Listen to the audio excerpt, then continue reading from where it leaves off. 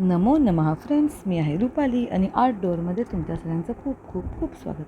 आज आपण शेवग्याच्या शेंगांचं सूप बनवूयात. आपण टॉमॅटो सूप पितो, चायनीज सूप पितो, मिक्स व्हेज सूप पण पितो. पण चला, हिवाळ्यासाठी एकदम आपल्याला छान ताकद देणारं शेवग्याच्या शेंगाचं गरमागरम सूप कसं करायचं ते पाहूयात. हे शेवग्याच्या शेंगांचं सूप करण्यासाठी मी इथं सगळ्यात पहिल्यांदा घेतलेलं आहे 4 शेवग्याच्या शेंगा. त्या व्यवस्थित मी साफ करून घेतलेलं आहे आणि कुकरच्या एका भांड्यामध्ये मी त्याच्यामध्ये त्या बुडेल इतकं पाणी टाकलं आहे. त्यामध्ये टाकली मिरची, 1 कांदा चिरून आणि थोडीशी कोथिंबीर आणि हे सगळं व्यवस्थित डीप होईल इतकं पाणी टाकून आपल्याला याच्या मस्तपैकी 6 ते 7 शिट्ट्या काढायच्यात. बघा, हे शेवग्याच्या शेंगा, कांदा हे सगळं मी मस्त वाफवून घेतलेलं आहे, शिजवून घेतलेलं आहे.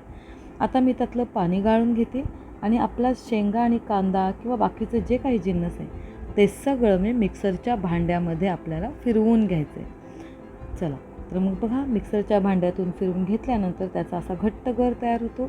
मला अजून थोडंसं बारीक करायचं आहे, त्यामुळे मी अजून थोडं पाणी घालून मस्तपैकी त्या सगळ्या मिश्रणाचा एक गर काढून घेतलेला आहे. हा गर आपल्याला एखाद्या चाळणीवर किंवा फडक्यावर किंवा जाळीवरती व्यवस्थितपणाने गाळून घ्यायचं आहे. त्यानंतर तुम्ही बघू शकता, सगळ्या माझ्या चाळणीवरती वरती फक्त चौथा मी शिल्लक ठेवलेला आहे आणि बाकी जो काही आपला गर होता तो सगळा गर हा खालच्या एका बाऊलमध्ये एकत्रितपणाने आपण गोळा करून घेतलेला आहे.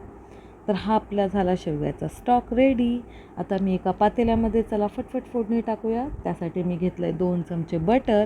बटरमध्ये मी सगळ्यात पहिल्यांदा टाकणार आहे चिमूटभर जिरे.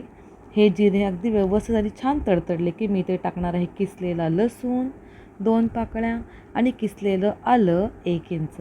हे आलं आणि लसूण आणि जिरे आपल्याला ह्या बटरमध्ये मस्त आणि खमंग असे परतून घ्यायचे. हे अगदी एकसारखे आणि व्यवस्थित परतल्यानंतर आपल्याला यामध्ये टाकायचा आहे शेवग्याच्या शेंगांचा गाळलेला गर.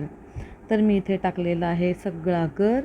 ह्या गराची कन्सिस्टन्सी बघून आपल्याला यामध्ये पाणी कमी जास्त करायचं आहे.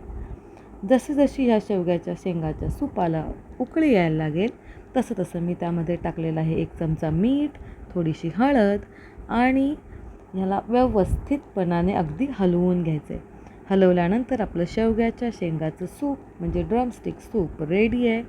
एकदम गरमागरम आणि हिवाळ्याच्या दिवसात पिण्यासाठी रेडी. तर हे आहे आजचं आपलं पोटॅशियम, कॅल्शियम आणि व्हिटॅमिन सी ह्याचा मोठा सोर्स असणारं हेल्दी ड्रमस्टिक सूप तयार.